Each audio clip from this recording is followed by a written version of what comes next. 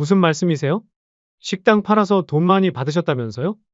그 돈으로 빚을 갚고 나니 얼마 남지 않았어.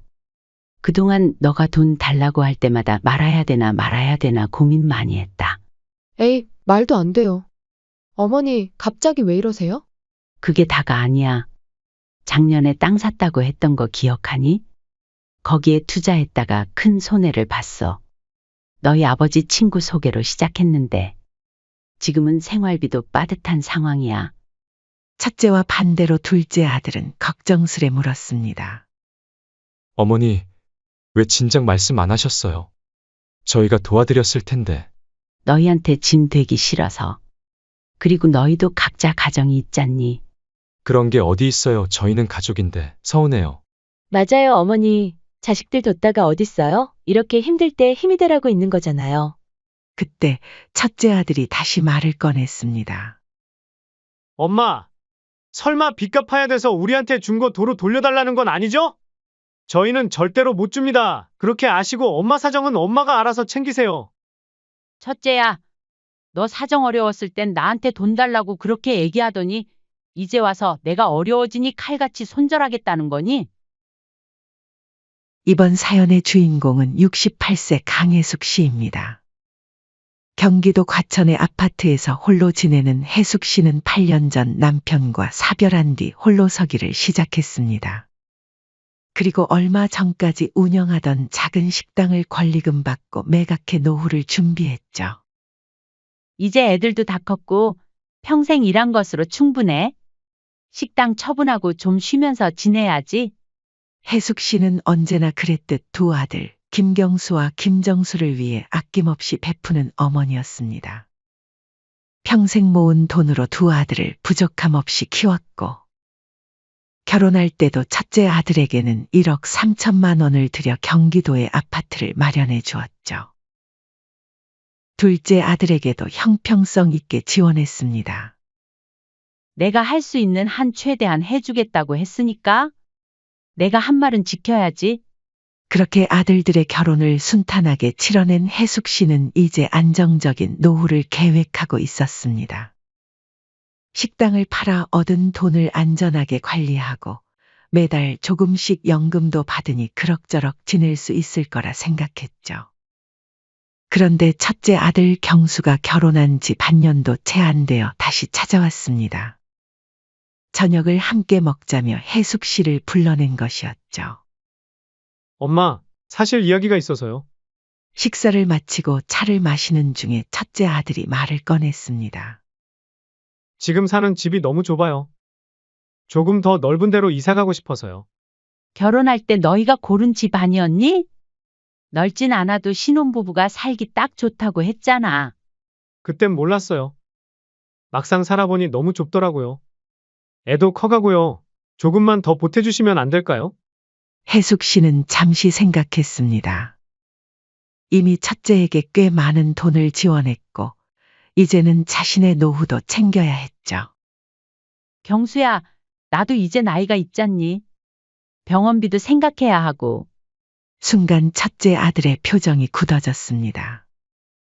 어머니, 식당 파셨다면서요? 돈 꽤 받으셨다고 들었는데? 혜숙 씨는 눈살을 찌푸렸습니다. 그래, 받긴 했다만. 그게 다 내 노후를 위한 거야. 너희들 다 독립했으니 이제 내 삶도 챙겨야지. 다른 친구 부모님들은 다 도와주시던데? 엄마는 딸랑 집 하나 해주고 마시게요?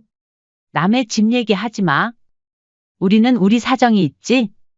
그리고 남의 집 비교할 거면 집도 못 해주는데도 얼마나 많은데 그러니? 있는 거에 감사하고 만족하며 살아야지. 혜숙 씨는 단호하게 말했습니다. 하지만 첫째 아들은 포기하지 않았죠. 엄마, 이번만 도와주시면 정말 다시는 말 안 꺼낼게요. 진짜요. 결국 혜숙 씨는 그날 이야기를 흐지부지 끝내고 집으로 돌아왔습니다. 그리고 그 뒤로도 첫째 아들의 크고 작은 금전적인 요청은 계속되었죠. 해외여행 한번 가고 싶어요. 신혼여행도 제대로 못 갔는데? 직장 관두고 작은 가게라도 차리고 싶은데 자본금이 필요해요. 처음에는 혜숙 씨도 아들의 부탁을 이해하려 했습니다. 하지만 요청이 끊임없이 이어지자 걱정이 되기 시작했죠. 내가 가진 것도 한정되어 있는데 이렇게 자꾸 나가면 나중에 내가 아플 때 어떻게 하지? 혜숙 씨는 침대에 누워 천장을 바라보며 고민했습니다. 병원에서 만난 동갑내기 친구는 갑작스러운 병으로 수천만 원의 의료비가 들었다고 했습니다. 혜숙 씨도 언제 그런 일이 생길지 모르는 일이었죠. 미안하다, 경수야. 어머니도 이제 나이가 있고 앞으로 생활이 걱정돼서 그래. 내가 번 돈으로 조금씩 모아보렴. 그렇게 말할 때마다 첫째 아들의 태도가 달라졌습니다. 전화도 잘 받지 않고 가끔 만나도 얼굴에 서운함이 가득했죠. 다른 친구 어머니들은 사업 자금도 대주시고 해외여행도 보내주시는데 좀 더 열심히 사시지 그러셨어요. 자식을 위해서 말이에요. 첫째 아들은 늘 다른 사람과 비교하며 혜숙 씨를 압박했습니다. 하지만 그때마다 혜숙 씨는 이제 단호하게 선을 그었습니다. 평생 아들들을 위해 살아왔지만 이제는 자신의 남은 인생도 소중하다는 것을 깨달았기 때문이었죠. 그렇게 첫째 아들과의 관계는 날이 갈수록 냉랭해졌습니다. 처음에는 연락이 뜸해지더니 이제는 혜숙 씨가 먼저 전화를 해도 바쁘다며 금세 끊어버리곤 했죠. 한 달에 한 번 정도 만나던 식사 자리도 2달, 3달로 간격이 벌어졌습니다. 경수야, 이번 주말에 시간 있니? 오랜만에 밥이나 먹자. 혜숙 씨가 전화를 걸었지만 첫째 아들의 대답은 차가웠습니다. 이번 주말은 약속이 있어요. 다음에 시간 되면 연락드릴게요. 그 다음은 좀처럼 오지 않았습니다. 결국 혜숙 씨가 첫째의 집 근처까지 찾아가 겨우 만난 자리는 불편함으로 가득했죠. 경수야, 요즘 잘 지내니? 회사는 어때? 그냥 그래요. 신경 쓰지 마세요. 대화가 이어지지 않았습니다. 첫째 아들은 밥을 먹는 내내 휴대폰만 들여다보았죠. 가끔 고개를 들 때면 마치 빚쟁이를 대하듯 불편한 표정이었습니다. 식사가 거의 끝나갈 무렵 첫째 아들이 입을 열었습니다. 어머니, 이번에 좋은 사업 아이디어가 있어서요. 돈만 있으면 정말 잘 될 것 같은데? 혜숙 씨는 깊은 한숨을 내쉬었습니다. 경수야, 그 얘기는 이미 했잖니. 이제 더 이상 지원은 못 해준다. 첫째 아들의 얼굴이 일그러졌습니다. 남들 다 해외여행 가는데 우리도 한번 가고 싶다는데 그것도 안 도와주시고 사업 한번 해보겠다는데 그것도 안 도와주시고 엄마는 우리한테 관심이 없으신 것 같아요. 혜숙 씨는 차분하게 대답했습니다. 관심이 없어서가 아니라 현실적으로 생각해야 해서 그래 그 정도 도와줬으면 그만 만족도 할 줄 알지 그러니. 우리 집사람 친구 시어머니는 사업자금 5천만 원을 그냥 주셨대요. 그런데 어머닌 왜? 그만. 내가 다른 집 얘기는 하지 말라고 했지? 남의 집은 남의 사정이 있는 거야. 혜숙 씨의 목소리가 높아졌습니다. 주변 테이블에서 시선이 쏠렸지만 신경 쓰지 않았습니다. 평소 참기만 했던 혜숙 씨에게서 이런 반응이 나오자 첫째 아들은 당황한 듯 했습니다. 알겠어요. 그냥 잊으세요. 차라리 땅을 파는 게 돈이 더 잘 나오겠네요. 그렇게 불편한 식사가 끝났습니다. 집으로 돌아오는 길, 혜숙 씨는 가슴이 무거웠습니다. 아들을 위해 최선을 다했지만 이제는 서로 마음의 거리가 생겨버린 것 같았죠. 내가 잘못하고 있는 걸까? 하지만 그렇게 자책하는 것도 잠시였습니다. 박신의 어머니는 아들 사업한다고 집까지 다 팔아 쏟아부었다더니 결국 사업은 망하고 이제 병원비도 제대로 못 내신다면서. 친구들에게 들은 혜숙 씨는 이제 확실히 선을 그었습니다. 첫째 아들의 요구에 더 이상 흔들리지 않겠다고 마음먹었죠. 그러자 말다툼이 더 잦아졌습니다. 어머니는 우리 형편은 생각도 안 하시는 거예요? 내가 왜 너희 형편을 생각 안 해? 결혼할 때 많이 해줬잖니. 그걸로 부족하다는 거야? 맨날 첫날 그때 얘기만 하시네요. 그건 그때고, 지금은 지금이잖아요. 이런 상황이 반복되자 혜숙 씨는 정신적으로 많이 지쳤습니다.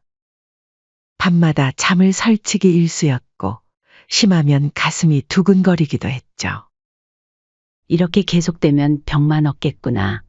고민 끝에 혜숙 씨는 과감한 결정을 내립니다. 둘째 아들 부부까지 함께 불러 대화를 나누기로 한 것이었죠. 정수야, 이번 주말에 경수네랑 같이 저녁 먹자. 어머니가 할 얘기가 있어. 네, 어머니. 무슨 일 있으세요? 와서 얘기하자. 혜숙 씨는 그날 밤 오랜만에 두 아들과 며느리들을 한자리에 모았습니다. 분위기는 어색했습니다. 특히 첫째 아들 부부는 내키지 않는 표정이 역력했죠. 오늘 다들 불러낸 이유가 있어. 식사를 마치고 차를 마시며 혜숙 씨가 입을 열었습니다. 사실 내가 요즘 많이 힘들어. 모두의 시선이 혜숙 씨에게 쏠렸습니다. 첫째 아들은 의아한 표정이었고 둘째 아들은 걱정스러운 얼굴이었죠. 엄마, 무슨 일 있으세요? 불안하게 왜 갑자기 그런 말을 하세요? 둘째 아들이 물었습니다. 혜숙 씨는 잠시 눈을 감았다가 다시 떴습니다. 그리고 준비했던 말을 꺼냈죠.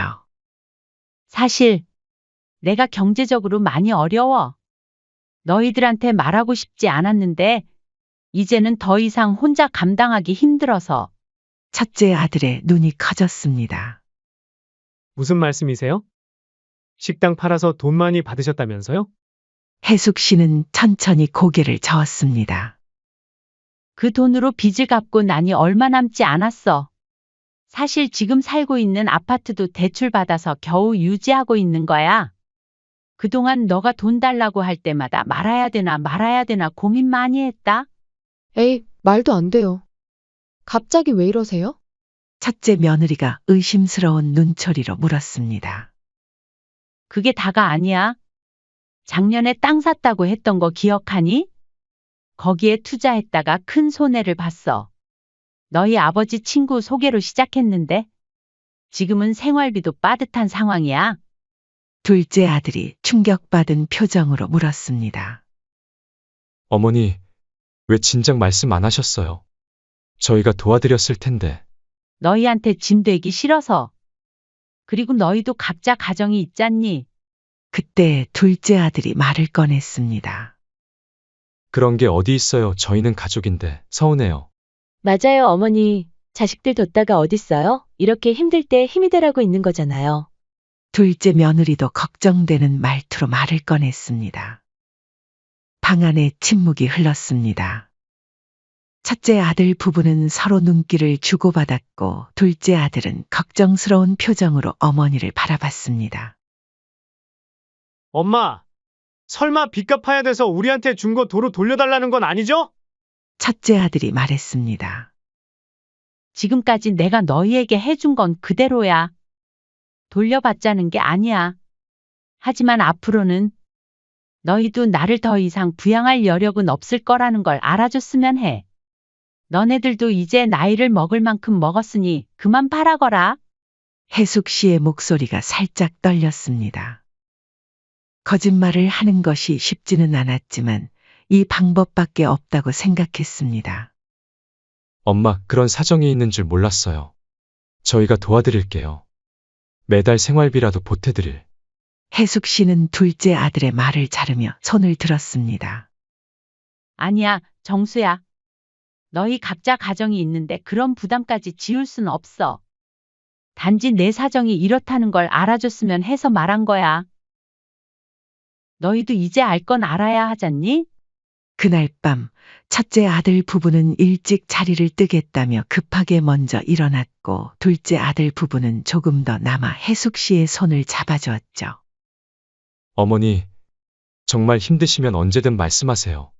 제가 힘 닿는 데까지 도와드릴게요. 고마워. 말이라도 따뜻하게 해줘서 정말 고맙구나, 정수야. 혜숙 씨는 둘째 아들의 진심 어린 말에 마음이 따뜻해졌습니다. 하지만 동시에 죄책감도 느꼈죠. 거짓말을 한 것이 마음에 걸렸지만 이대로 계속 끌려다닐 수는 없다고 생각했습니다. 이제 두고 봐야지. 내 자식들이 어떤 반응을 보일지. 해숙 씨는 그날 밤 오랜만에 편안한 마음으로 잠자리에 들었습니다. 어떤 결과가 나오든 적어도 자신의 선택에는 후회가 없었습니다. 이제 자신의 노후와 행복을 위한 첫걸음을 뗀 것 같았죠. 그렇게 선언을 한 다음 날부터 해숙 씨의 예상은 빗나가지 않았습니다. 첫째 아들 경수는 완전히 연락을 끊었습니다. 단 한 번의 전화도 문자도 오지 않았죠. 해숙 씨가 먼저 연락을 해보려고 해도 전화기가 꺼져 있거나 부재 중 전화만 남을 뿐이었습니다. 경수야, 혹시 시간 되면 연락해 줄래? 무슨 일 있는 건 아니지? 해숙 씨는 한 번, 두 번, 세 번 메시지를 남겼지만 답장은 없었습니다. 어느새 보름이 지나고 해숙 씨는 마음이 무거웠습니다. 자식과 이렇게 소원해지는 것이 처음이었기 때문이죠. 그러던 어느 밤 갑작스레 초인종 소리가 울렸습니다. 시계를 보니 밤 11시가 넘은 시간이었습니다. 해숙 씨는 조심스럽게 현관문 앞으로 다가갔습니다. 누구세요? 어머니, 저예요. 경수. 문을 열자 술 냄새를 풍기며 비틀거리는 첫째 아들이 서 있었습니다. 평소에는 단정하던 모습이 엉망이었죠. 눈은 충혈되어 있고 셔츠는 구겨져 있었습니다. 경수야, 무슨 일이야? 이 시간에? 아들은 아무 말 없이 안으로 들어와 쓰러지듯 소파에 앉았습니다. 해숙 씨는 물 한 잔을 따라 주었습니다. 물 마시고 진정해. 무슨 일 있니? 경수는 물을 단숨에 마시고 해숙 씨를 바라봤습니다.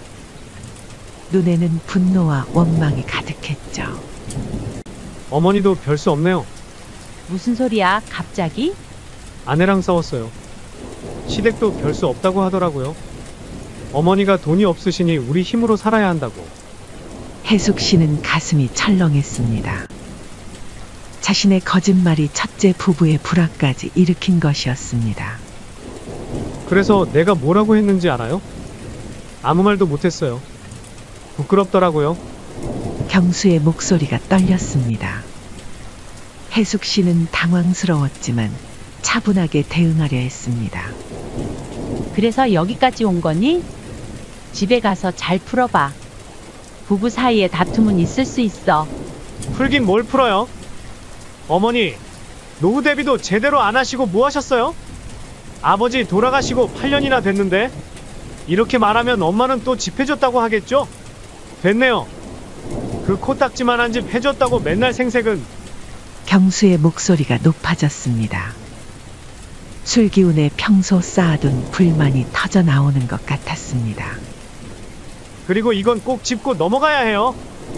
저희한테 주신 집 달라고 안 할 거라 하셨으니 그 약속은 지키셔야죠. 아내가 걱정하더라고요. 어머니가 나중에 마음 바꾸실까봐. 저도 걱정되고요. 설마 엄마가 자식 발목 잡진 않으시겠죠? 확실하게 말해줘요, 제발. 해숙 씨는 기가 막혔습니다. 자신이 경제적으로 어렵다고 했을 뿐인데 첫째 부부는 벌써 자신들이 받은 것들을 뺏길까 걱정하고 있었던 것입니다. 내가 언제 너희 것 달라고 했니? 그때 말했잖아. 그런 건 걱정 안 해도 된다고. 직접 그런 말씀은 안 하셨지만 누가 알아요? 나중에 정말 어려워지시면. 해숙 씨는 깊은 한숨을 내쉬었습니다. 이것이 자신의 첫째 아들의 진짜 모습이라니 가슴이 아팠습니다. 경수야, 늦었다. 이제 그만하고 집에 가. 내 아내와 잘 대화해봐. 나는 너희 것 달라고 한 적 없고 앞으로도 절대 그럴 일 없을 거야. 지금은 그렇게 말씀하시지만 그만. 내 일은 내가 알아서 할 테니 너는 내 가정이나 잘 챙겨. 해숙 씨의 단호한 태도에 경수는 더 말을 잇지 못했습니다. 그는 비틀거리며 현관으로 향했고 문을 나서면서 한마디를 남겼습니다. 어머니, 우리도 살기 힘들어요. 그냥, 됐어요. 문이 닫히고 혜숙 씨는 그 자리에 한동안 서 있었습니다. 마음은 무거웠지만 동시에 어떤 확신이 생겼습니다. 자신의 거짓말이 비록 의도치 않은 결과를 가져왔지만 첫째 아들의 진짜 모습을 볼 수 있었던 것이죠. 반면 둘째 아들 정수의 반응은 완전히 달랐습니다. 다음 날부터 오히려 더 꾸준히 연락을 해왔고 주말마다 방문하여 혜숙 씨의 상태를 확인했습니다. 어머니, 저 정수예요. 오늘 저녁 같이 드실래요? 제가 맛있는 거 사갈게요. 둘째 부부는 매주 찾아와 혜숙 씨를 외식에 초대했고 때로는 비싼 한우도 사주며 정성껏 챙겼습니다. 어머니, 이럴 때일수록 기운 내셔야죠. 맛있는 거 많이 드세요. 그동안 얼마나 소가리를 혼자서 하셨을까? 한 번은 둘째가 조심스럽게 물었습니다. 엄마, 형님네랑 연락되세요? 혜숙 씨는 고개를 저었습니다. 저번에 술 먹고 찾아온 이후로 연락이 더 안 되는구나? 역시 안 되는구나. 경수 형이 그러더라고요. 엄마 형편이 어려우시니 이제 각자 살아야 한다고. 혜숙 씨는 둘째 며느리의 말에 가슴이 아팠습니다. 자신의 거짓말이 이렇게 자식 사이도 벌려놓은 것이죠. 둘째 아들 부부의 따뜻한 보살핌이 계속될수록 혜숙 씨는 죄책감이 커졌습니다. 이렇게 진심으로 걱정해주는 아들과 며느리에게 거짓말을 하고 있다는 사실이 괴로웠습니다. 이대로는 안 되겠구나? 고민 끝에 혜숙 씨는 큰 결심을 했습니다. 더 이상 거짓말을 계속할 수 없었습니다. 적어도 진심으로 자신을 걱정해주는 둘째 아들에게는 진실을 말해야 했습니다. 다음 날 혜숙 씨는 둘째 아들만 따로 집으로 불렀습니다. 정수야, 할 말이 있다. 둘째 아들은 걱정스러운 표정으로 혜숙 씨를 바라봤습니다. 무슨 일이세요, 어머니? 혹시 건강이? 아니, 건강 문제는 아니야. 사실, 내가 그때 너희에게 거짓말을 했어. 둘째 아들의 눈이 커졌습니다. 거짓말이요? 혜숙 씨는 깊게 숨을 들이쉬고 모든 것을 털어놓았습니다. 사실 경제적으로 어려운 상황은 아니다. 식당 팔아서 받은 돈도 있고 아파트 대출도 없어. 투자 손해본 것도 사실이 아니야. 둘째 아들은 잠시 말을 잇지 못했습니다. 그럼 대체 왜 그런 거짓말을 하신 거예요? 내 형이 계속 돈을 요구하는 게 너무 힘들어서 이대로는 안 되겠다 싶더라. 그래서 이런 방법밖에 없다고 생각했지. 둘째 아들은 한동안 침묵했습니다. 혜숙 씨는 아들이 실망할까봐 조마조마했습니다. 하지만 정수의 반응은 예상 밖이었습니다. 저는 이해해요. 형이 계속 그렇게 요구했다면 엄마도 많이 힘드셨겠네요.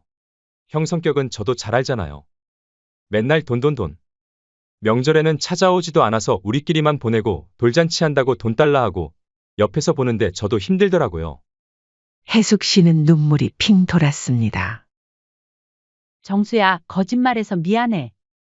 너희 부부가 이렇게 진심으로 걱정해 주는데? 더는 속일 수가 없더구나. 둘째 아들은 어머니의 손을 꼭 잡았습니다. 괜찮아요, 어머니. 저는 어머니가 건강하시고 행복하셨으면 좋겠어요. 그게 다예요. 혜숙 씨는 결심한 대로 모든 것을 다 말했습니다. 정수야, 그리고 최근에 결정했어. 내 재산은 다 너희에게 물려줄 거야. 이 집도 남은 돈도 다. 그러자 둘째 아들과 며느리가 기겁을 하며 손사래를 쳤습니다. 어머니, 저희 그런 거 필요 없어요. 어머니, 남은 인생 풍요롭게 보내세요. 그게 저희가 바라는 거예요. 혜숙 씨는 놀랐습니다. 정말이니? 너희 집도 있고 아이들 교육비도 들 텐데. 저희는 젊으니까 열심히 벌면 돼요. 어머니가 평생 모으신 거잖아요. 어머니 인생을 위해 쓰세요. 남으면 그냥 기부하세요. 해숙 씨는 둘째 아들의 말에 가슴이 뭉클했습니다. 아들의 진심이 느껴졌습니다. 정수야, 고마워. 나는 정말 행복한 사람인 것 같다. 그날 이후 해숙 씨는 마음의 짐을 내려놓은 듯 한결 가벼워졌습니다.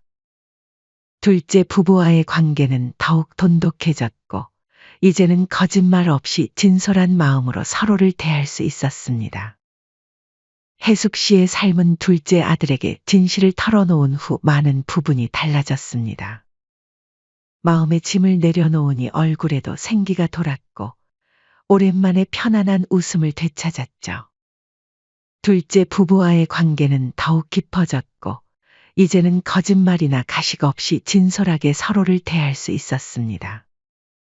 엄마, 주말에 저희 집에 오세요. 집사람이 엄마 좋아하시는 갈비찜 해드리고 싶대요. 둘째 아들의 초대에 해숙 씨는 기꺼이 응했습니다. 둘째 며느리는 항상 해숙 씨를 정성껏 대했고, 작은 일상까지 챙겨주었습니다. 함께 장을 보러 가기도 하고, 때로는 같이 영화를 보러 가기도 했죠. 그러나 첫째 아들 경수와의 관계는 회복되지 않았습니다. 술에 취해 찾아왔던 그날 이후 명절에도 연락이 오지 않았습니다. 해숙 씨는 마음 한구석이 늘 아팠지만 이제는 현실을 받아들이려고 노력했습니다. 사람은 누구나 선택을 하는 거야. 내 아들이라도 자기 삶의 방향을 스스로 정한 거니까. 어느 날 둘째 아들이 조심스럽게 물었습니다. 엄마, 형한테 연락해 보시는 것 어떨까요? 해숙 씨는 깊은 한숨을 내쉬었습니다. 아니야, 정수야. 어머니가 여러 번 시도해봤지만 너희 형은 연락을 받지 않아. 이제는 그의 선택을 존중하려고 해. 둘째 아들은 어머니의 슬픔을 이해하며 손을 꼭 잡아주었습니다. 그래요, 엄마. 저희가 있잖아요. 저희가 어머니 곁에 항상 있을게요. 해숙 씨는 감사한 마음으로 아들을 바라봤습니다. 하나를 잃었지만 다른 하나가 더 단단하게 곁을 지켜주고 있었습니다. 시간이 흐르면서 해숙 씨는 변화된 삶을 적극적으로 즐기기 시작했습니다. 오랫동안 미뤄왔던 취미 생활도 다시 시작했고, 젊었을 때부터 꿈꿔왔던 해외여행도 계획했습니다. 식당을 팔아 모은 돈을 자신을 위해 의미 있게 쓰기로 한 것이었죠. 어머니, 이번에 터키 여행은 저희도 같이 가요. 휴가 맞춰놨어요. 둘째 며느리가 즐겁게 말했습니다. 그래, 함께 가면 더 좋지. 해숙 씨는 둘째 부부와 함께하는 시간이 늘어날수록 첫째 아들의 부재로 인한 아픔이 조금씩 누그러지는 것을 느꼈습니다. 물론 완전히 사라지지는 않았지만 이제는 그 아픔과 함께 살아가는 법을 배우고 있었습니다. 명절이 다가오자 해숙 씨는 예전처럼 풍성한 상을 차리려고 준비했습니다. 하지만 둘째 아들이 말렸습니다. 어머니, 이제 그런 거 부담 갖지 마세요. 저희가 준비할게요. 해숙 씨는 처음엔 망설였지만 이내 받아들였습니다. 많은 것이 변했고 이제 그녀도 변화를 받아들일 때가 됐습니다. 명절 당일 해숙 씨의 집에는 둘째 가족만이 모였습니다. 예전같이 북적이지는 않았지만 그들만의 따뜻함이 있었습니다. 남편 차례를 지내고 둘째 아들이 조용히 말했습니다. 엄마, 형한테도 연락해봤는데 역시나 못 온대요. 해숙 씨는 고개를 끄덕였습니다. 예상했던 일이었습니다. 괜찮아, 신경 쓰지 말거라. 너희가 와줘서 고맙다. 저녁 식사 후 해숙 씨는 둘째 며느리와 함께 설거지를 하며 이야기를 나눴습니다. 어머니, 가끔 아주버님 생각하면 많이 서운하시죠? 해숙 씨는 잠시 손을 멈추고 생각에 잠겼습니다. 물론 서운하지. 하지만 이제는 이해해. 모든 관계에는 대가가 있는 법이야. 어떤 대가요? 어떤 사람은 물질을 원하고 어떤 사람은 진심을 원해. 내가 물질을 줄 수 없게 되자 떠난 사람이 있고 그럼에도 불구하고 남아준 사람이 있지. 둘째 며느리는 어머니의 손을 잡았습니다. 저희는 어머니의 진심만 있으면 돼요.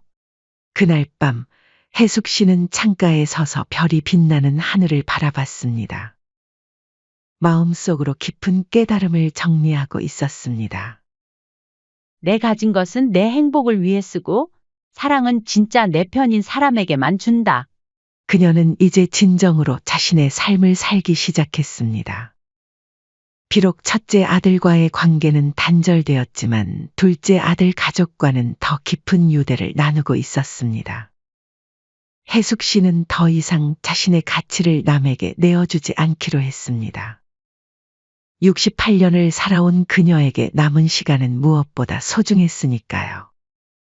그리고 이제야 비로소 그 시간을 온전히 자신을 위해 쓸 수 있다는 것이 얼마나 큰 행복인지 알게 되었습니다. 이것이 강혜숙 씨가 늦게나마 찾은 진정한 자유였습니다. 그리고 그녀가 깨달은 인생의 진리는 명확했습니다. 돈을 기대하는 자식은 등 돌리지만 사랑을 기대하는 자식은 끝까지 남는다.